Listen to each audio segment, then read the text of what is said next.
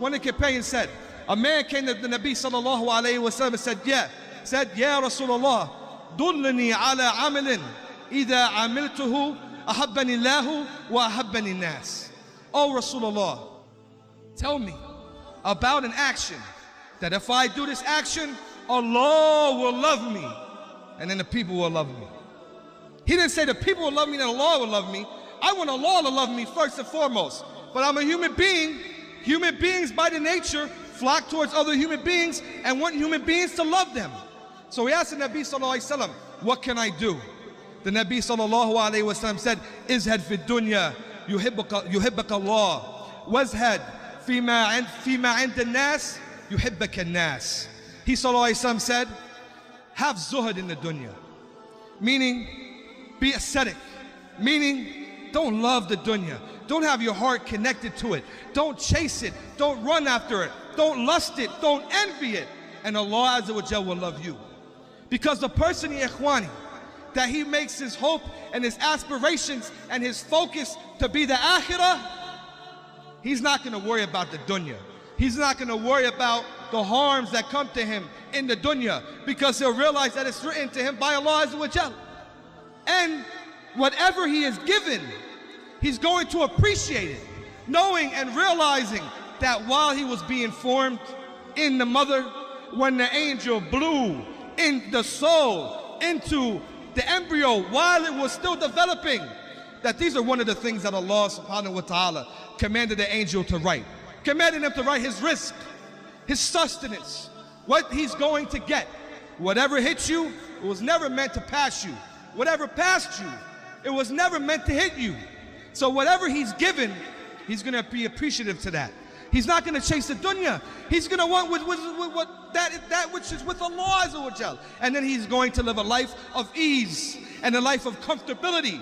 But the person who loves what the people have, and the person who looks with an envious eye, with hasad, and he wants what they have, he's going to live his life in misery. This is why the Nabi sallallahu alaihi wasallam said, "Wazhad fima and the nas yuhibbaka nas," and do not desire, stay away from what the people have. The people will love you. The people will love you. You know, who loves a person that's always trying to get something? Who loves a person that always has their hand out? Who loves a person that's always looking at a brother? Why is his house bigger than mine? Why is his car newer than mine? Why is it bigger than mine? Why are his clothes and stoves better than mine? And they can feel that. How would you love a person like that? But the person that you know and you love, who is your friend, and he's not your friend or your brother because you're giving him money. He's not envious of what you have, rather he loves what you have.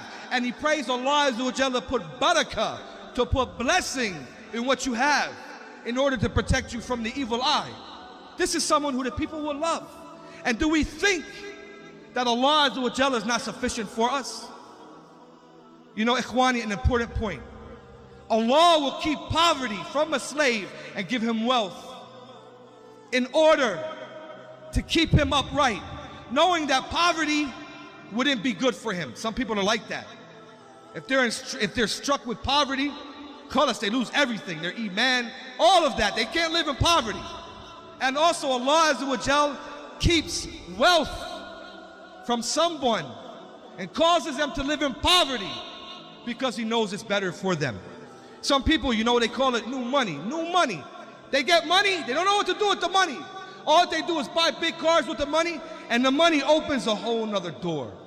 Money opens a whole nother door. Things that maybe you thought of doing, things that you wanted to do, the door's open now. You got that money, you can do whatever you want. So Allah will keep it from some people because he knows that the people won't be able to handle it. And then the last and the least one, have zuhud. Have zuhud, the real type of zuhud. I'm not talking about he's a zahid because he has holes in his stove. He's a zahid because he wears the same thobe or the same shoes. No, that could be a form of zuhud. No, there was people in the past, our salaf, that was a form of zuhud. But the real zuhud is, like Imam Ahmed said, if you're given money, you don't rejoice over it. And if it's taken away from you, you're not saddened by it. You don't inherit $5 million from your aunt overseas. When you hear about it, you start tap dancing on top of the kitchen room table. No, you say, Alhamdulillah, this is rizq from Allah subhanahu wa ta'ala. And then the next morning you find out that money is all gone. You're not gonna do like those Wall Street, the Wall Street bankers did during the Depression and throw yourself out of the window and kill yourself because of the money. No, you have the money, Allah gave it to you and put it in your hand, and then you use it the way that you choose. It's not in your heart. So if it comes, you don't rejoice. If it's taken, you're not displeased over that.